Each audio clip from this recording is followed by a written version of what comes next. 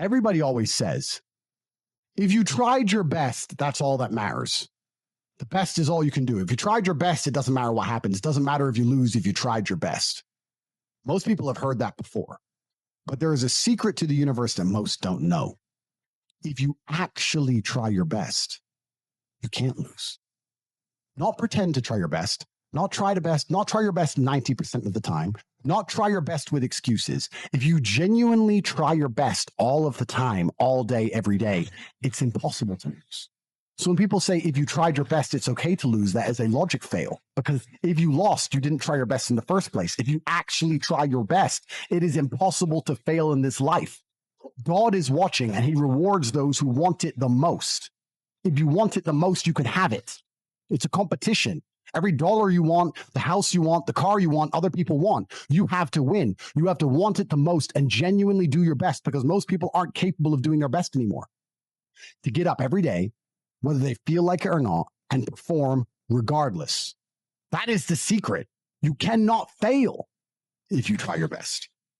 So if you don't have the car you want, the woman you want, the relationship you want, the friends you want, the house you want, you haven't been trying your best. Because I guarantee you, the second you do, you'll have all of it. There are a lot of lazy people. The unfortunate reality about money is that you are competing. So it's player versus player. It's like anything in the world. If you want that beautiful girl, so does everyone else. You have to win the competition. You want that car, you have to get it first. You want that money, everyone wants that money. You have to compete. It's competitive. Business is competitive. You are competing against people like me. You're competing against people like the people in my network. This is who you're competing against. So the competition is absolutely and utterly fierce. Understanding that you're a man with a small pistol up against a mighty army. If you want to add a little bit of laziness on top, you're fucked.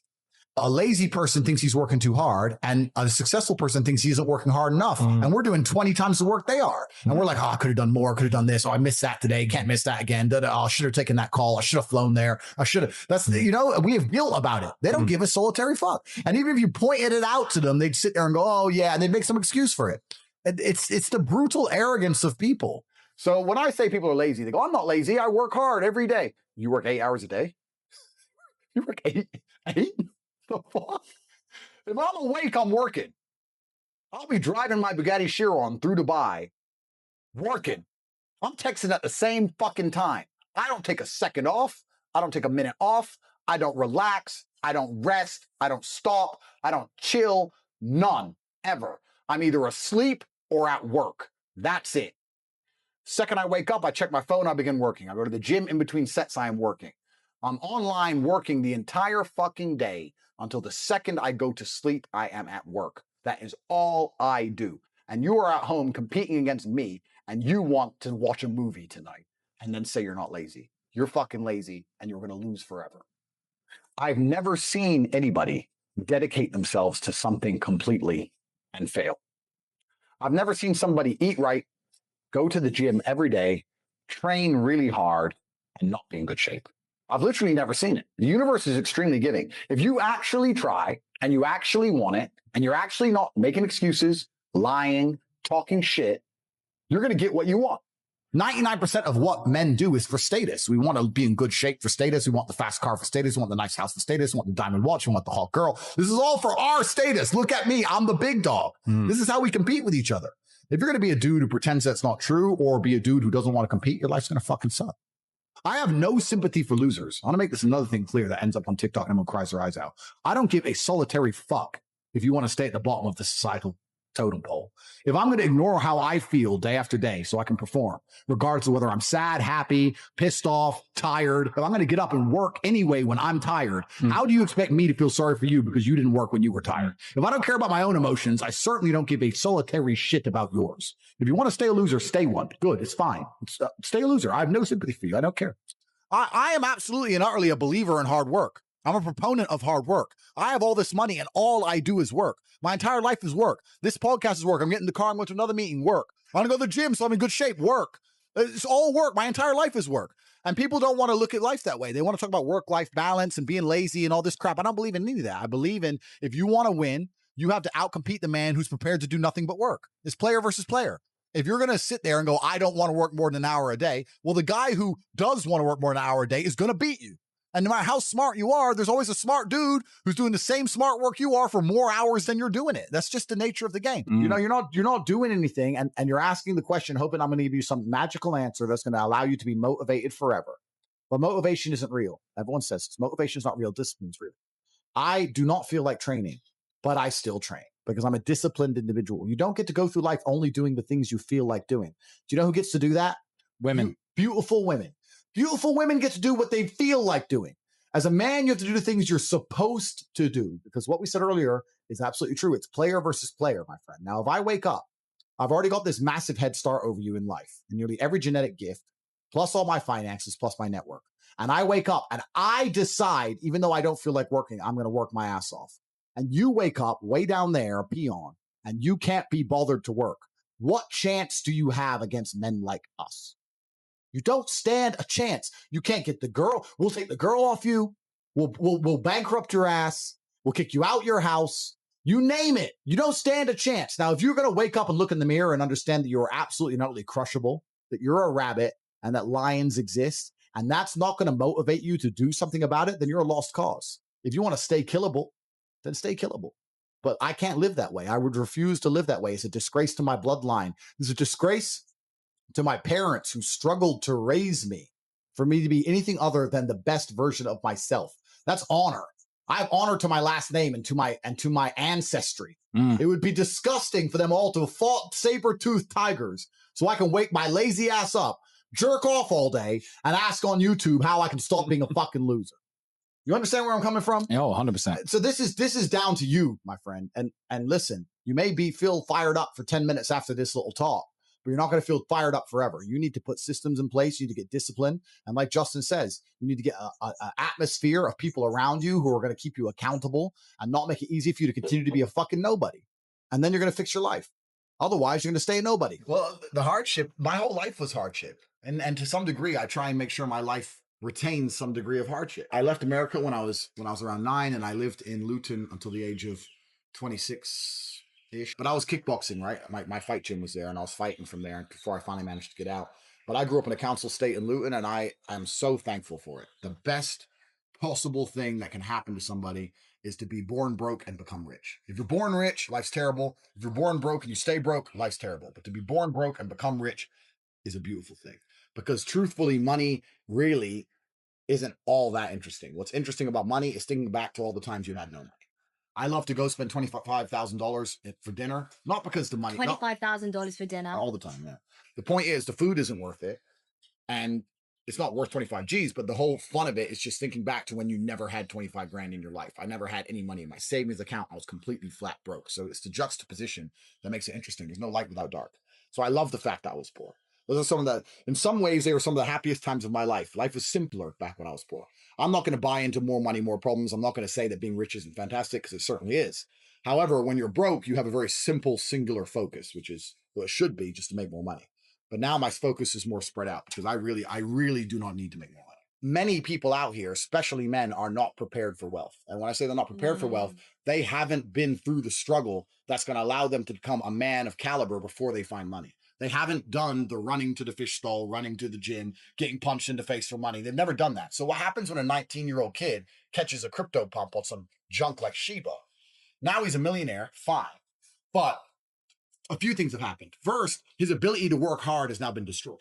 He will never work hard again, right? Because look how much money he made with blind luck. You think he's ever going to go out there and get a job and take a pay of 50 grand a year and really dedicate? Never. Even if he lost all that money, the only thing he could ever think to do is to just try and get another pump. He's a gambler now. He's effectively a gambler for the rest of his life. So his whole work ethic's been decimated. He has no caliber. He's no character, right? He's got money, but money is nothing more than an amplifier. Money doesn't change who you are. And the problem with most of these crypto dorks is that they were dorks and now they're rich dorks, but you're still a dork. I'm still a dork. Yeah, money is just an amplifier. I'll give you an example.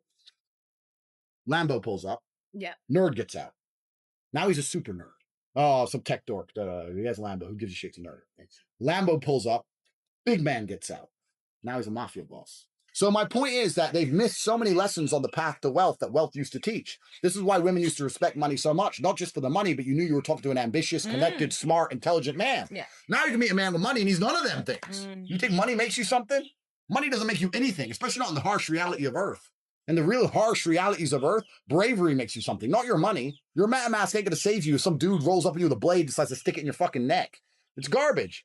So these men aren't men. They're amplified dorks. I spent my entire career getting punched in the face. I had 87 professional fights. And for the majority of those fights, I didn't even make any money. It's a couple grand, maybe.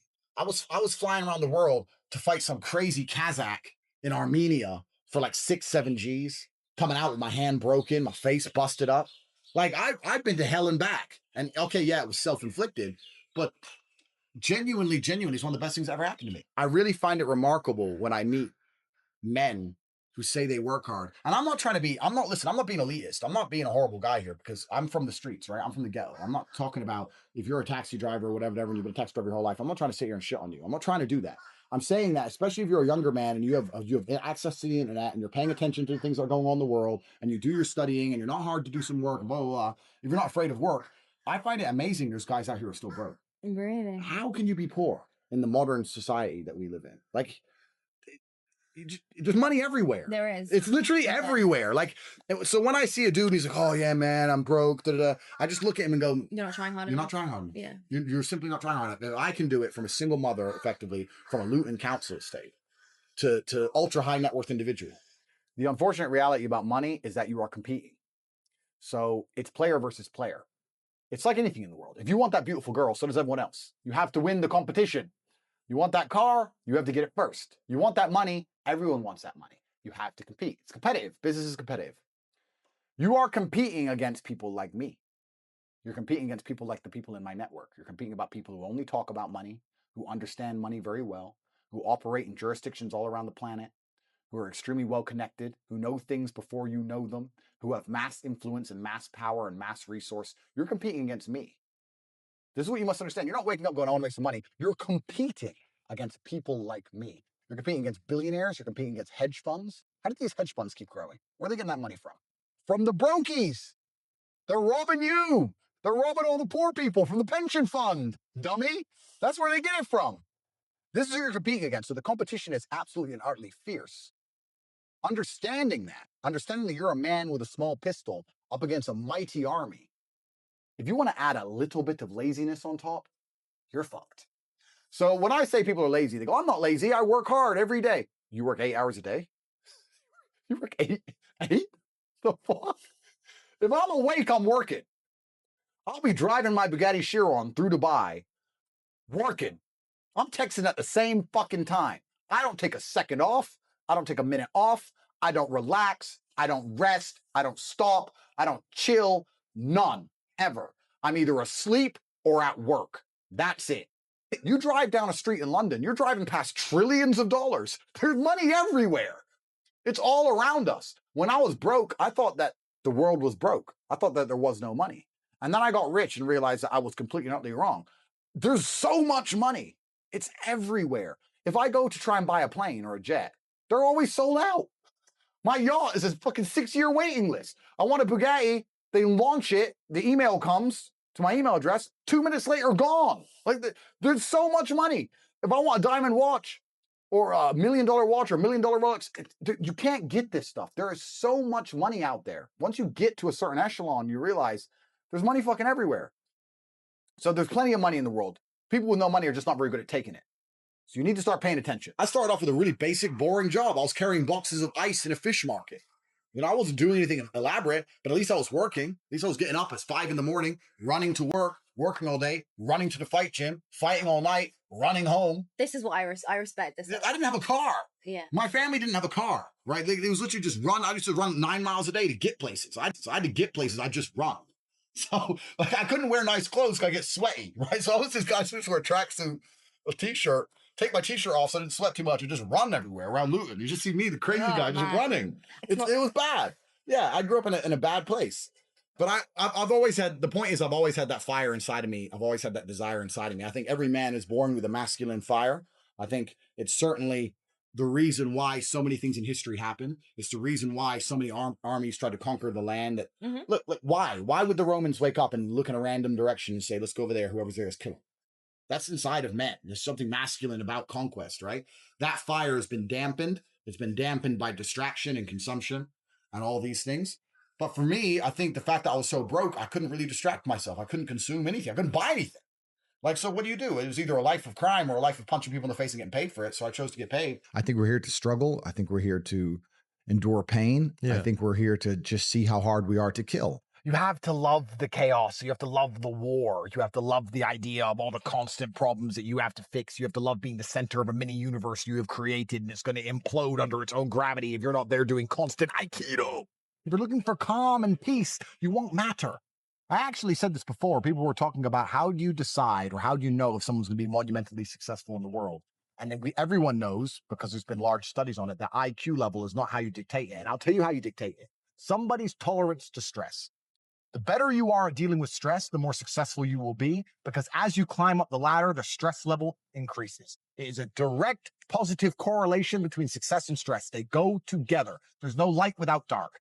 The more money you're paid, the more important you are, the bigger your problems. They said it, more money, more problems. It goes together.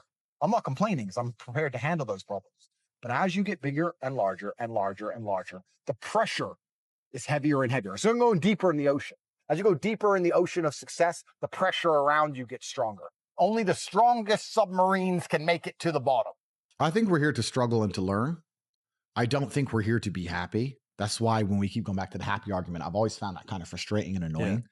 And someone goes, oh, but I want to be happy. Why? Why?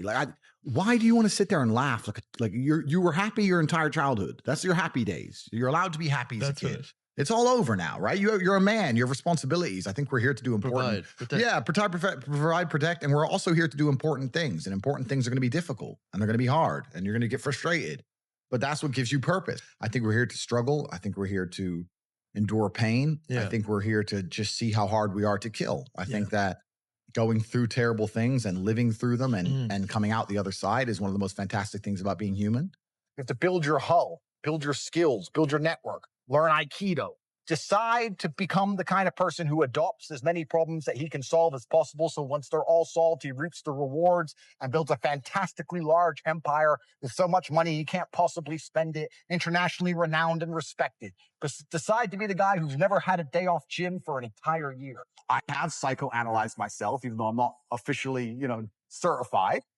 And I've decided that I can't stop bad things from happening to me. So instead, I'm going to enjoy bad things happening to me. And I'm going to build a mindset that makes me fearsome enough to succeed regardless of how stacked the odds are against me. Yeah. If I measure myself purely on competence and purely on achievement, whatever I think and whatever I'm doing is obviously fantastic. So I'm very happy with the mindset I have. And then we go into the argument, am I supposed to be happy?